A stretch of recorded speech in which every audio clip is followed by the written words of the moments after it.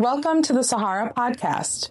For those of you who are new, my name is Elia Rizvi, and I'm the Public Relations Coordinator here at Sahara Home Care. In this episode, we're going to be talking about managing agitation, specifically in the elderly. Now, without further ado, let me introduce you to our special guest for this episode. Hi, thank you. I'm Trudie Meeks with Diamond Insurance. I am a registered nurse. I've spent most of my nursing career in geriatric nursing, and I'm presently working as a healthcare risk management supervisor, and I help caregivers provide safe quality care. Thank you, Trudie, for coming out here and doing this episode with us. So I heard you use the term geriatric. Would you want to explain what that kind of is? Yeah, geriatric nursing tends to apply to anybody 65 years or older, although there are some very young 65, 70-year-olds out there, and there are some people that may age a little quicker depending on some of the diseases and conditions that they have. But it's mostly the care of older adults. Okay, so you have firsthand experience. Yes, I do. Yeah. And how many years were you a geriatric nurse?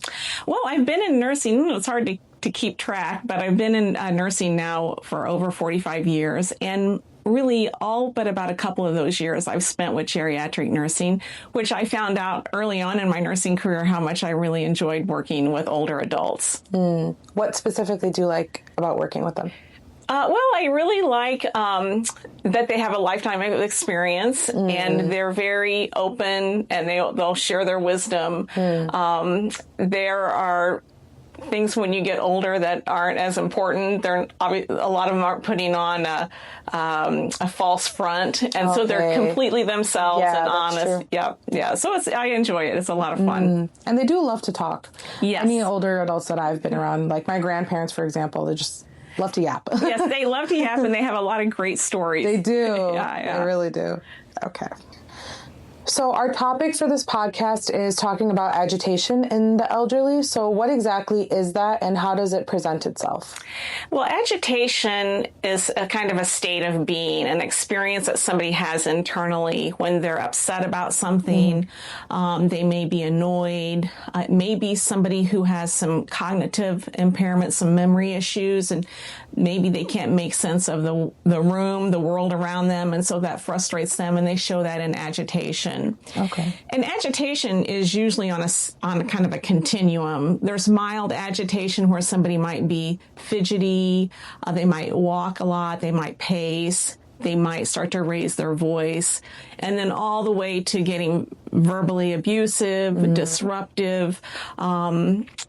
It can escalate quickly or slowly. It just depends on the individual and the circumstances. Okay, so like agitation is basically like an emotion, so it's not just specifically for like the elder age population. That's correct. All of us can become agitated. In fact, most of us probably do. The difference between agitation and what we experience is we still have our cognitive ability to help us cope with whatever stressor it is that we have. And we know, most of the time, we know what's an appropriate response. We don't usually scream and yell, although sometimes you do see people doing that. But in geriatric clinical agitation, there's usually an underlying condition or a disease, a diagnosis that makes it even more difficult for these people to cope with stressors.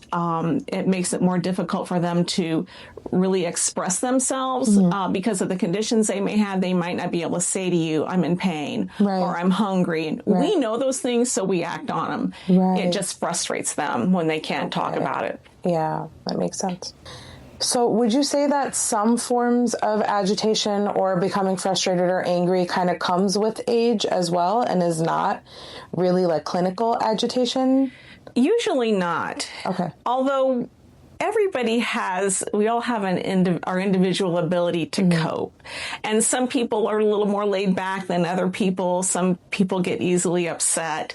But really, if you have an older adult who's beginning to show signs of agitation, there's usually an underlying condition that's going on with that. It might be a sign that they need a medical evaluation to find out what's going on. Okay. So how would you say, or how can a caregiver kind of differentiate between, their client just having a bad day or just having a bad temper versus it being like clinical agitation? That's a really good question. Hopefully you've gotten to know your patient, your client over a period of time, and you know what their normal demeanor is like. And if they normally have some good days and then once in a while they have a bad day, that's kind of to be expected. We all do that a little bit. When it becomes a problem is when those days become more frequent and the agitation becomes more serious. So really, whatever the cause, it's always something that we want to address because agitation really means that somebody feels uncomfortable. Right. Something in their environment's not right and it's upsetting them. And we really want them to feel comfortable. Right. So whatever the situation, we do try to address it. Okay. What are some of the most common causes of agitation in the elderly? I know you mentioned like underlying illnesses can, cause that extra stress, but is there any like environmental factors or physical factors? Yeah, there are several different factors oftentimes that play into agitation.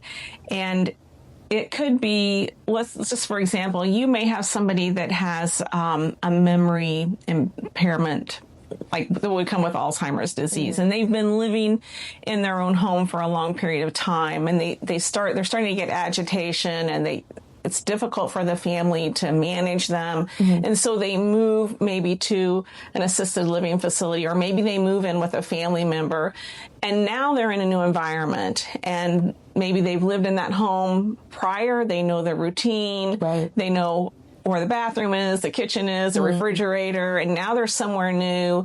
And sometimes they wake up in the morning, like we do. Sometimes we wake up in the morning like, where are we? What's going on? Yeah. That's even more real for them. And so you take the, kind of a compounding disease, put them in a new environment, and that just makes the agitation, has a potential for making it even worse.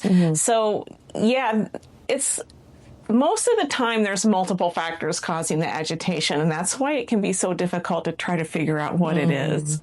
So kind of going based off of, you mentioned Alzheimer's and dementia, I would also think that, if they're going through a phase in their illness where they're in a different time period or somewhere else in their life mentally where they feel like they're a kid again, or they don't recognize that they're at the age that they are. Because from personal experience too, I have family that has dementia, and like sometimes, he will go back in time and he'll start asking me about like my grandfather who passed away 25 years ago.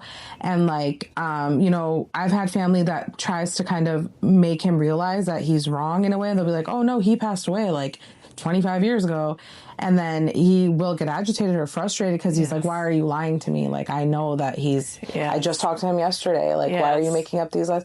So I feel like that also probably plays a role in them becoming agitated. If someone's telling you, if you believe something so wholeheartedly and then someone comes and tells you that you're wrong, that can become frustrating, I believe, too. Yes. One of the things that we're taught as healthcare providers is not to argue with somebody that has memory issues like dementia for whatever reason. There's a lot of different diseases that cause dementia. Dementia is a symptom. So if the person isn't at risk of hurting themselves or hurting somebody else, let them live in that moment. Right. Even if that's not your reality, for that moment, it's their reality. And they may be remembering their childhood and their grandfather. And instead of maybe arguing or pointing out that grandpa's dead, it would be better to say, oh, tell me about grandpa, or what was it like when you were a little boy? Did you, do you work with him on the farm, or whatever the situation was? It's to really kind of, their long-term memory stays intact. It's short-term memory that they tend to have more of a problem with. So kind of let them live in that moment and enjoy it with them. Yeah. And then I would also imagine, like, if you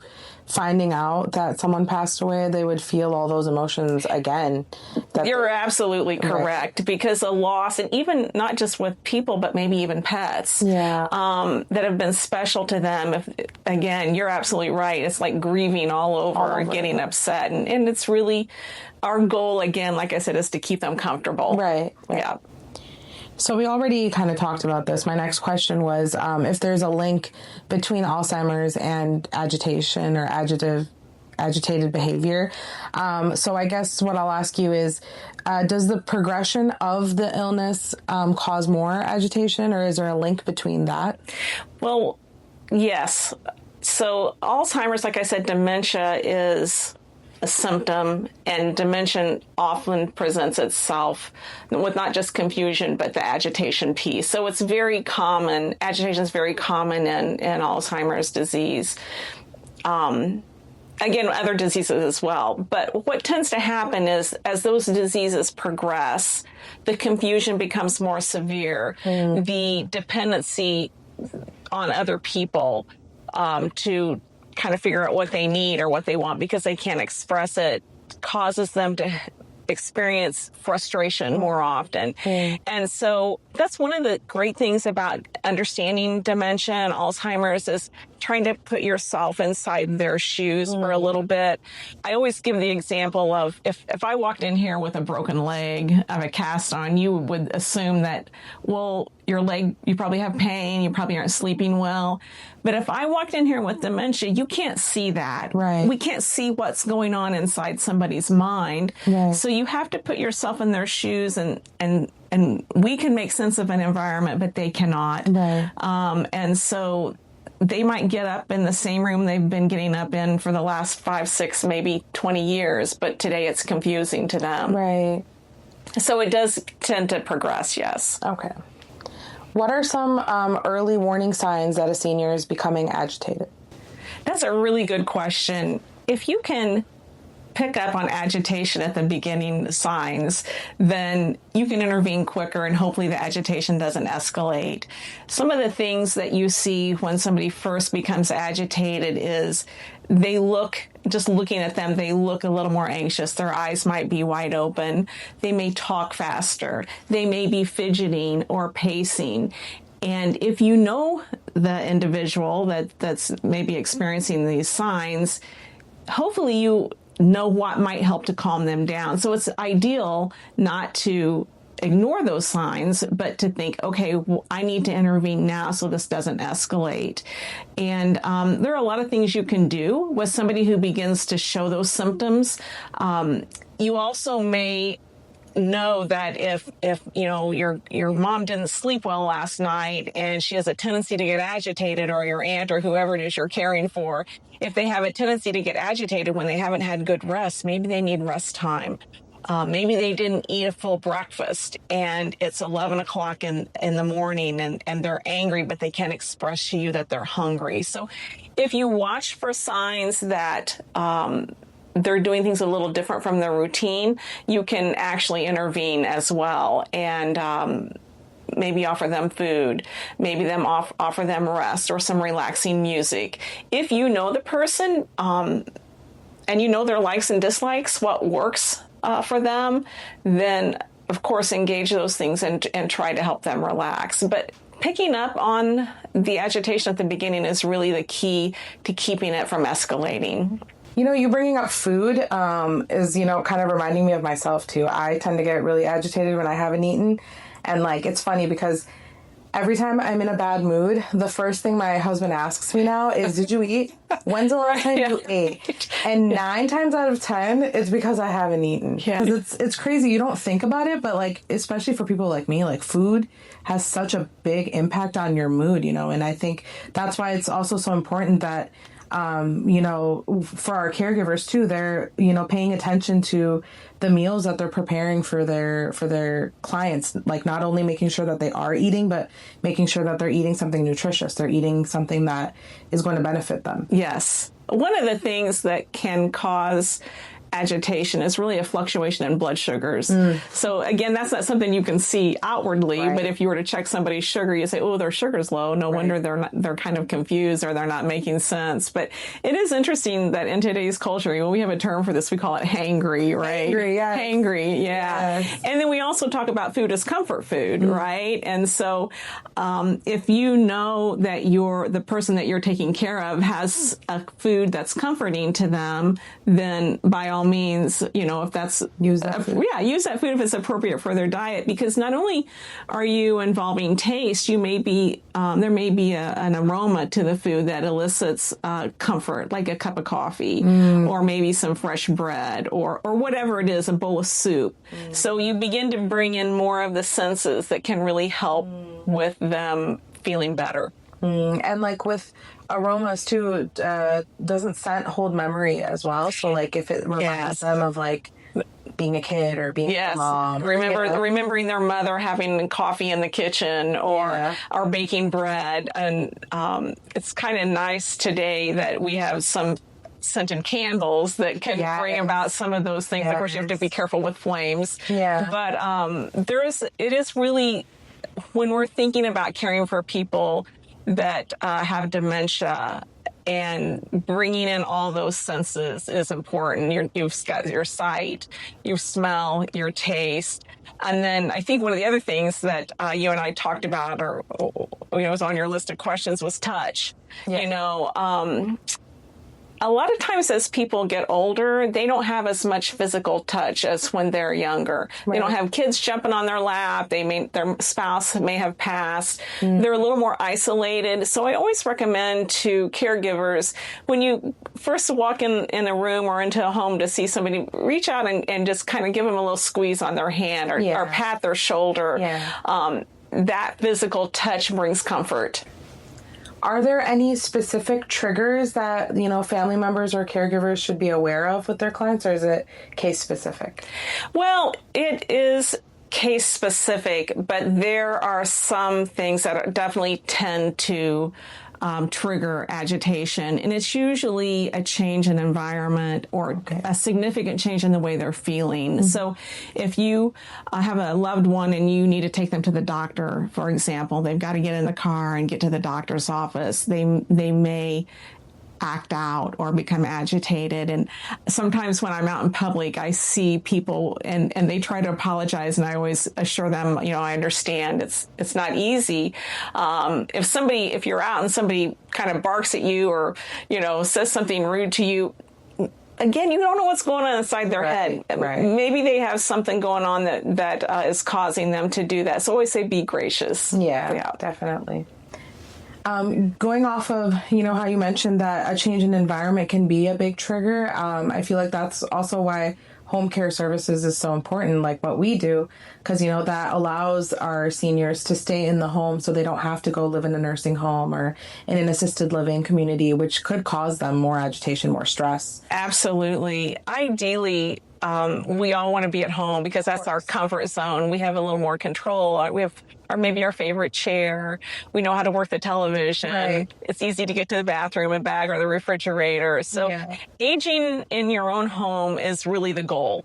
Yeah. And most families, that's what they want. And thank goodness for services like yours that can give the family some relief and just security, knowing that they have a professional caregiver in there so that they can maybe focus on their job or other family members that they have to take care of. Yes. Okay. So we kind of already talked about this already, but what are some immediate steps that a caregiver can take when they notice that their client is becoming agitated? Good question. Immediately, the person needs to stay calm. Okay. And maybe acknowledge that, I'm sorry, you don't feel well or you're not seeming like you're doing well, but stay calm, use a low voice, and smile and make eye contact. A smile, and we didn't even talk about this, but sometimes you may have a language barrier, and somebody may, let's say they're bilingual and they've immigrated to this country and English is a second language, but they've been speaking it for years. They may go back to the language of their childhood. So a smile is kind of a universal welcoming, should make people feel comfortable. So that's the first thing you should really do. And then as you're standing there, you immediately need to be thinking, what might be upsetting this person? And again, maybe look back in the last several hours. Have they had eaten? Maybe they're dehydrated. They need tea, coffee, juice, water. But then begin to figure out what it is. And sometimes you can't, right? So you just have to try different things. But again, the key is to be gentle. And sometimes what tends to happen is somebody who's agitated, like I said, they may become more and more upset. They may begin to yell more. They may be louder. But that doesn't mean they don't hear us. So we need to stay calm, talk gently, and use simple sentences, because as they're agitated, it's difficult for them to take in what's going on in their environment. And if you're giving them some complex instructions or demands, that usually will make them more agitated. So simple, short sentences. Now, if somebody's escalating and you're concerned that they're going to hurt you or they're going to hurt themselves, that's when you would definitely want to call for somebody to help you. Hopefully you're not in the home with them by yourself. Maybe there's a family member or somebody who could come and help you. The goal is we want to keep them safe and you safe as well. Of course. Okay.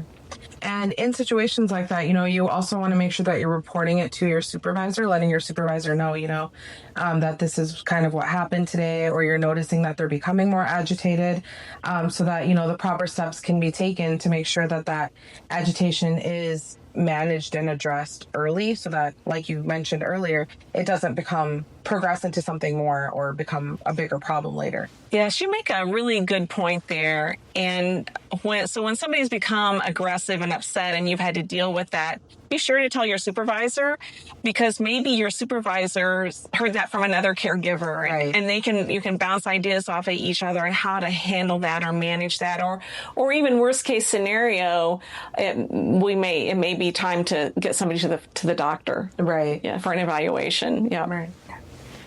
So what role does routine and structure play in, making sure that a senior isn't becoming agitated or calming them down? Yeah, routine is a good thing for all of us. When we get out of our routine and we end up in an unusual place or with unusual people, we don't always know what's expected of us. And so it causes a little anxiety. Again, we have the ability to deal with that maybe a little better than somebody that has cognitive impairments. And so that disrupting their routine adds stress to them because they don't know what to expect. They see new faces. They have a new schedule. All those things can be upsetting. And so if you're going into the home to take care of somebody, it's important to know what their schedule is. Do they like to sleep till 8 o'clock or 10 o'clock? Do they get up and sit in a chair? Do they like to have their coffee? All those, they seem little things, but they're really not. So if the person doesn't have a routine, it's kind of chaotic, and chaos causes stress, right? So helping them develop a routine is also a good intervention. Okay.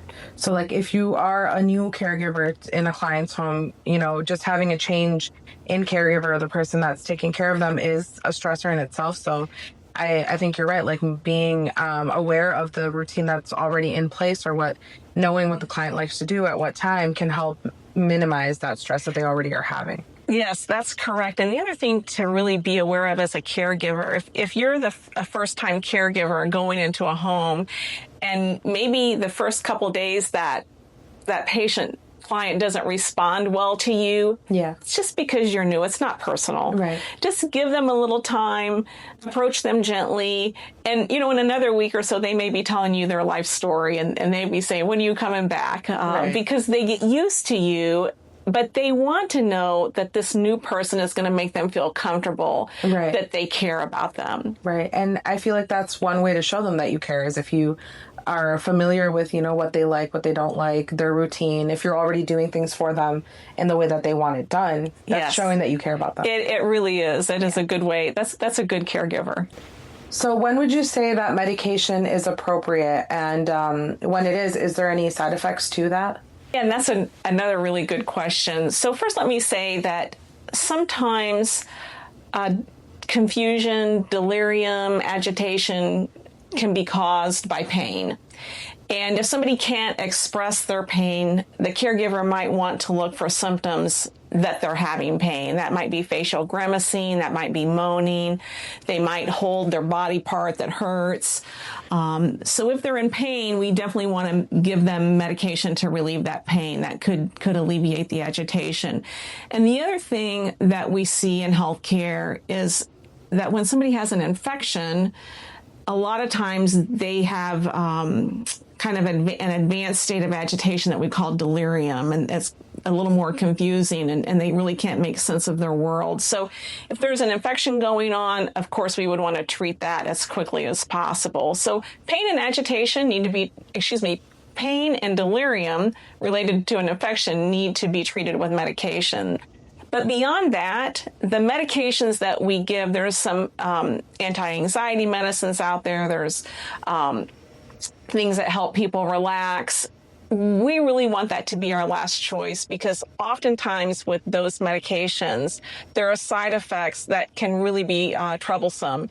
They might be things like making somebody unsteady on their feet, and then they fall, and then you might have an injury from a fall, or it might make them sleep for a period of time, and then when they wake up, they're more confused.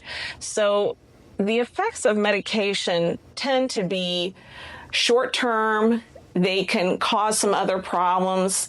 The best use for medications in agitation and confusion is really when somebody's in danger, and you just need to de-escalate the situation quickly so that you can think of maybe interventions and a treatment plan that would keep them from getting more agitated. So again, medication should be a last choice. One thing that has come to my mind while we've been talking about all this is also, do you think that seniors become agitated just because they're aging as well, or just like realizing that they're no longer young, or their physical appearance is changing, looking different, changing, or they're not able to do things that they want to? Because I know, like with my grandma, she likes to do things by herself, and she doesn't like to ask for help ever. And if there's something that she can't do herself, she becomes, like, you can see that she gets annoyed. She's like, no, I'm going to do it. Like, I want to do it myself. But of course, there's things that she just can't do by herself. Right. She hates asking for help. She's a very, like, independent person. And she always says, she has this saying that her own mother never asked for help for anything. And her own mother, it's a phrase in Urdu. Let me see if I can say it in English. In Urdu, it's jaldi pirti gayi, but basically saying that my mother passed away like walking and doing things. Oh, interesting. She was active when she passed away. Yeah, I like that. Yeah, was at the point she like actively passed away. Yeah. So she says she wants to do that. She wants to do that too, which in some ways is something then that you would want to be sure she has, if that's one of her wishes. But certainly, people do become frustrated as they age because their stamina is not there. They can't do the same tasks that they were able to do. And some of that depends on your culture and your family of origin, as you were talking about. If independence is seen as being strong and vital, then it may be even more difficult for somebody to lose their independent nature. And I, as a nurse, over the years, it's been kind of interesting. I've taken care of people who love to let the nurse do everything for them. And then there are other people who don't want you to do anything for them. They don't want to bother you. Yeah. And so one of the things you can do is without maybe confronting them and saying, let me do this for you, is maybe just start the task or make it easier for them to do. And then sometimes you just need to step back. Again, if they're safe, let them go ahead. But if it's not safe, you really, you would not want to let somebody ambulate to the bathroom by themselves if you're concerned that they might fall and break a hip. And it's one of the things we struggle with the most in healthcare is getting somebody to use a cane or a walker when their whole life they haven't used it. Yeah. We talked about this a little bit already, but how can things like music therapy and aromatherapy or other types of therapies or techniques be used to help an agitated senior? Those are really all great interventions. Those are non-pharmacological interventions. And there are research studies out there that show that music and nature scenes can really help somebody calm down. And if you're taking care of somebody and they liked music from the 60s or the 50s, Lawrence Welk or some rock band, of course you wouldn't want it to be a music that might get them more agitated, but let them listen to music. And maybe it's just a calming, classical type music that helps them feel better. Music really does elicit emotion in us. Some people will even sing along. If they may not be able to converse and have a conversation with you, but they will remember the words from a song that they listened to as they're were teenagers. And so bringing in music is probably one of the interventions that we don't do as often as we should. So music is definitely a good one. Aromatherapy can be really good. The scent of lavender, I think it's peppermint. I'm not sure. I have to look that up. But there's a few scents that help people relax. And so, maybe you want to rub some lavender lotion on somebody at night before they go to bed, or maybe in the afternoon when they sit down to rest. And then some of the other things we talked about, like the smell of coffee or freshly baked bread or a fine scented candle, something of that sort. But all those are good non-pharmacological interventions. The other thing that I find works a lot of time is talking to them about something they liked in their younger years, whether it was sports or race cars or knitting, embroidery, that kind of thing. And then if they have a good family situation, even bringing out family photos or old photos. The nice thing today is we have access to online resources, so we can go find commercials from the 1960s and do you remember this product? It just kind of helps take them back and gives them that feeling of well-being, which is what we want for them. It's kind of like nostalgia in a way. Yeah, absolutely. Nostalgia.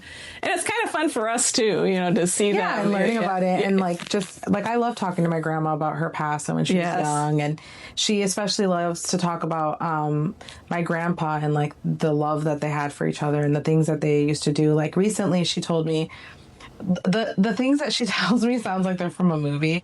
She was saying how when they were younger, she was cooking, she was frying something in the kitchen and the light went out. Like the light goes out a lot in Pakistan, that's where we're from. And the light went out and she burned herself while she was frying something. And then my grandpa came and he burned himself too, because he's like, you got hurt, now I have to. Oh, how sweet. Yeah. That does sound like a movie. It's so sweet. It's a little, it sounds like a movie, but the way she it's like life comes back to her when she's talking about right. Tasks, she just lights up. Yeah, it's a really great example. And plus, at your age, you're an adult now. When you're a child, you might not have appreciated that so much. Yeah. But now as an adult, you do. And you mentioned earlier, we talked about what if they start talking about somebody who's passed, who's already gone on. And rather than redirect and maybe you can say, well, tell me, how'd you meet mom? Or how'd you meet grandma? Because they like to retell those stories. Yeah. So are there any red flags or indications that immediate medical help is needed? Yes. Immediate help would be warranted if somebody's so agitated that they're lashing out, trying to hit somebody or harm themselves. That's definitely a red flag to move on, although that can cause more stress, right? Yeah. Because you bring a paramedic in and they're telling you, get on this stretcher and we're going to take, that will elicit more stress, but sometimes you just have to do that. The other thing that you would want to be concerned about is when someone is having more periods of agitation or they're becoming more severe or more frequent, they would require medical evaluation. Okay, so in those cases, calling 911 would be the next step? Yes, if you believe that that's the easiest way for you to get that person to, and let me just also say this: when you see a physician in an ER or a nurse, they don't know your loved one like you do, so it's really, don't be shy about telling them the symptoms that they had. My dad was the last 3 or 4 days he was fine, but today he was agitated. He was swinging his cane at me. He wouldn't eat. He was yelling. I was afraid he was going to hurt my son. Or, let them know this is a change in behavior, because the healthcare providers in an ER, they only just have a short window that they're seeing that person. And so they need a little bit bigger story. Mm-hmm. And that's true too. I feel like the people that know the client the most are their family members, or even their caregivers sometimes know them even more than their family does, because they spend that's right most time with them. Yeah, you're absolutely right. In fact, sometimes I feel like caregivers are just part of the family. They are, like the extended family, and that can be a really nice thing. And I also feel like in some cases, clients might even be more likely to tell personal things to their caregiver than their own family, because if they, don't want to feel like they're going to be judged by their family, or they don't want to worry their family, so they're more likely to open up to a caregiver who's essentially a stranger, Yeah, you're right about that. It's interesting that somebody that comes in from the outside can learn things that family members never knew, right? And we don't know families and relationships can be dynamic and sometimes difficult. So, if there's what's been a difficult relationship in the past, and now somebody has dementia, that can really kind of add to some of the challenges. So again, it's not to be personal. It's just the way life is. Yeah. And it's nice that they have the caregiver and they can express themselves that way and feel safe. So how would you say that professional caregivers can help family members in emotionally charged moments? In those emotionally charged moments, usually everybody's upset, not just the patient or the client, but the family members as well. They're stressed. They may also not be eating well, not sleeping well. And so you really have, unfortunately, everything needed for the perfect storm, if you will, all the ingredients for that. So the professional caregiver can come in and be a little bit more objective. Nurses, caregivers have had education on how to de-escalate situations. They can look at things more objectively and see that, grandpa likes to wear his favorite coat and it's in the wash, They may know that, and the family might not think about it because they're kind of uptight about the situation, and understandably so. A lot of caregivers who've worked with people over years really kind of build up this tool chest, if you will, of how to interact with people. And, I did this with one client years ago. Let me try it. Or that didn't work. Let me try this one. So I would just say that the professional caregiver can be a little more objective. Yeah. And then they do have some of the education and experience to help that situation and help everybody calm down a little bit. Yeah. And I feel like with family members too, they are probably going to be more likely to take things personally too. Like if the client is acting out, then they're more likely to take that as a personal thing, that like, oh, they're mad at me, or they're taking out the thing on me, and I've been doing so much for them all day. You're so right. Yeah, this is really something that we see frequently from caregivers. Well, I'm the daughter who's always here, and the other siblings aren't here, and why is she yelling at me, and why is she mad at me? And it really, with that family relationship, it's almost impossible to separate it. With the professional caregiver, we're taught it's not about me. So what kind of resources or training do you think agencies should be providing to their staff to deal with these kinds of situations? That's a really good question. It is important to provide the training. Let me say this first, is that if you don't have the training to deal with people who have memory issues like dementia and agitation, what people tend to do is kind of a knee-jerk response. Somebody starts to get upset, they tend to yell, sit down, or calm down, or don't do that. And those responses tend to increase agitation. Yeah. They're not really looking at why somebody's agitated. So educating your staff on how to handle and interact with people with dementia is really important. And there are a lot of resources out there for that. I would first of all recommend the Alzheimer's Association website. This is really a great resource to help families and professional caregivers. And they do offer a lot of that online, maybe almost so much you might have to take some time going through it. But other organizations like the National Institute of Health, they have done a lot of research on dementia because it is a prevalent issue in our geriatric population, and they have proven methods of things that really help people have a quality of life, even though they have dementia or Alzheimer's disease or maybe another type of cognitive impairment. And then beyond that, you have nurses are required to have continuing education. There's a lot of content in continuing education courses that can be used really with any level of caregiver. And social service agencies, psychiatrists, psychologists who can come and do things in person or online, which sometimes in-person education is ideal because people can interact. Right. And they, again, kind of offer their knowledge and experience and help people learn to not panic when this happens, help them to respond more appropriately.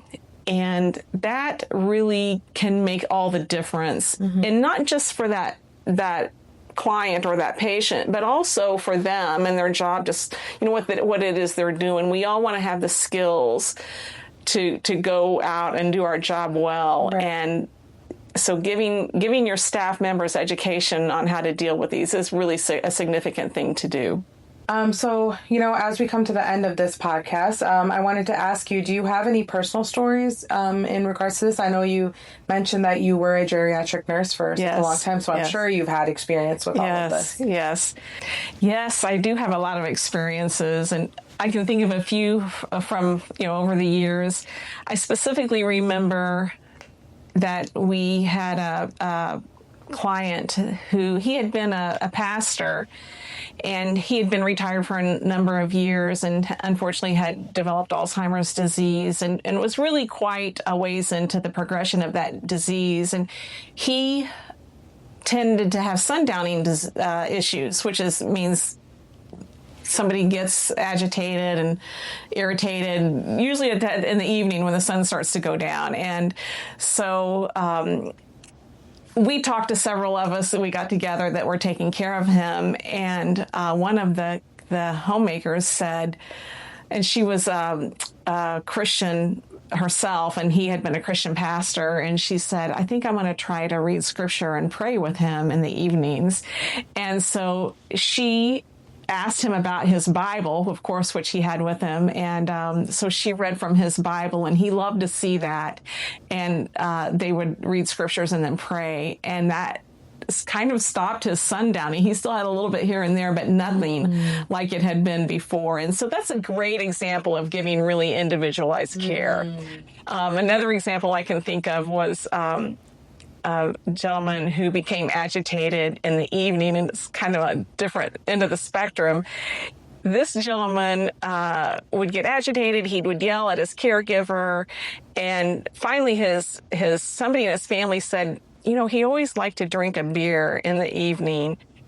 Maybe that's what's bothering him. Is it possible? Could we give him a beer in the evening? Yeah. And so they talked to the physician first to make sure that was okay. And so they gave him a beer. And he would sit and drink his beer, and he was happy. And again, that's kind of shows me why it's so important to know the past of these individuals and what has the potential to give them comfort. And that's familiarity in this case. So get to know your clients, your patients, learn what they like. You can always introduce something new and see if they take to it, but it's an ongoing effort. It's not something that ever really stops. It's something you really have to keep working at, and that's really a key to success. So you mentioned the term sundowning, and that brings a lot of questions in my head. So I'm assuming the people watching are going to have a lot of questions about it as well. So you did explain that it's feeling down or becoming agitated when the sun goes down. Why do you think that is? Do you think it's because they're more likely to be alone in the nighttime, or what do you think might cause that? That's a really good question. A lot of times we can't tell what's causing it. Yeah. And so I think that's part of the reason why it's so frustrating. Yeah. It's difficult to determine the reason for it. And is it the same reason in everybody, or is it different for each person? Yeah. We just really don't know. But sundowning can be incredibly frustrating for the caregiver. I've been in that situation, and knowing that working with a patient and thinking, is it going to happen today or not happen? Yeah. And then you start to begin to see the signs of it. And so let me say this about sundowning. If you have the resources and you've been dealing with somebody for an hour, and let's say their episode of confusion and sundowning lasts, an hour and a half. If you've got to be with them one-on-one, maybe share. Can somebody else come and give you a break and you kind of help out? But that's not always possible. Yeah. So the thing that's most important, of course, is to keep them safe and get them back into kind of that state of well-being or that comfort zone. And a lot of times it just takes time. Yeah. And again, the key to people to caring for people who have sundowning is to learn what works. What's different on the day that they didn't sundown? Is there something that happened? And again, it's ideal to do this with a team. So yourself, a caregiver, a family member, whoever, and a lot of times it's just trial and error to see. But if you can prevent it, that's ideal. Right. So if you've got somebody and you're beginning to see the symptoms, the signs of agitation, can you intervene quickly to do something different? Again, sometimes it just works and sometimes it doesn't.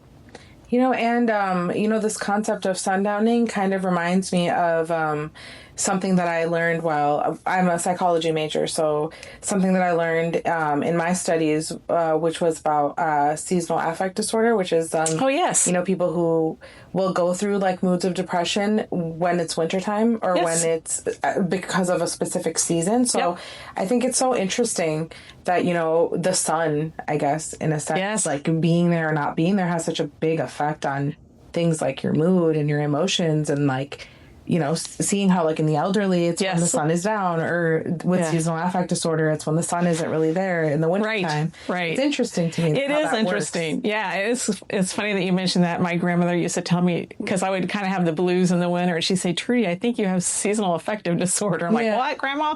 Yeah. But we are part of the earth. We are, biologically tied to the earth, and we have circadian rhythms, those daily rhythms that we have. And wintertime, when we have a lot of darkness, can impact us more than we know. Yeah. And of course, today we have these different kind of lights you can use and sea salt lamps and all those different things. And, find what works. Right. If I do believe that surroundings make a difference. Yeah. If you're sitting in a dark room with the curtains closed and it's dark and you feel down, that might make you feel more down. Of course. So again, I think I mentioned earlier things about nature. The nice thing about where we are today is we can go on YouTube and find nature shows and put them up on a screen and watch birds singing or waterfalls or, bison running through fields, whatever it is. And a lot of times those types of viewing videos are easier for people to engage with than a movie. Right. I see a lot of caregivers put on a movie sometimes, and people with cognitive impairment can't always pick up on all that's going on within a movie, the relationships, the subtleties that go on. I would think that would frustrate them more, too. I think it does, know what's going on. Yeah. So again, simple things. Again, it's nice that we're in a place today where we have a lot of resources out there that aren't that expensive. Yeah. Kind of reminds me of for how they say also, I don't know if you've heard this, that as people age too, they kind of in a way are turning back into babies, and how with babies too, you show them non-stimulating shows and simple things I have a son, he's a year and a half now, so I remember I used to always put on, there's this thing called dancing fruit, and it's literally just big fruit that are just, that's it. Right. They're just dancing fruit. That's great. And that I feel would be nice. I agree with you. Too. I have seen people really take to some of the simplistic television shows or videos that are there. So use other people that have had these situations, been in these situations as sounding boards, what works, what doesn't work. And again, just be creative. Yeah. So for our final question, what are some common mistakes that you think people make when trying to manage agitation? Well, the most common mistake that I see is not listening, and kind of having that knee-jerk response of, "Oh no, this is not good. I got to do something quick," and that knee-jerk response usually leads to things like demanding something of the patient or the resident. It might mean that you're telling them, "Be quiet" or "Sit down," and because you're getting upset, your voice is probably getting louder, which is really, these types of approaches almost never work. Yeah. It really adds to the difficulty of the situation. So the most important thing you can do from the get-go is to listen, stay calm, and think through, what can I do to help this person feel comfortable? Right. Not me. I don't have to feel comfortable right now. Right. I need to make them feel comfortable. Yes. So and they really feed off your energy too. Yes. Yeah, they really do. I agree with you. Yeah. They know. And, we can't take the temperature and pulse and blood pressure of somebody who's becoming agitated. Yeah. But I can assure you their pulse rate's up, their blood pressure's up, and it impacts how we feel. Yeah, definitely. Okay, well, thank you so much again for coming out and talking to us about this topic. And thank you to those of you that tuned in and listened to this special episode. A reminder for our caregivers, if you do notice a change in your client's behavior, if you notice, signs of agitation, or if you think that, agitation is becoming an issue with your client, be sure to mention that to your supervisor. And throughout this podcast, we were talking about things like dementia and Alzheimer's, sundowning, and how those things can attribute to agitative behavior. But it's also important to note that just because your client is being agitated or showing signs of agitation, that doesn't mean necessarily that they have dementia now, or, they have sundowning now. And as a caregiver, as a reminder, as you all know, you are not a medical professional. So you also have to make sure that you're not trying to diagnose your patients or your clients, or, tell them that, you're becoming agitated, you have dementia now. Like, it's important to just observe those things, keep your client calm in situations where they're becoming agitated, and relaying that information back to your supervisor so that the proper measures can be taken. Thank you. Yeah, thank you. It was a pleasure being here. It's a pleasure having you. Thanks.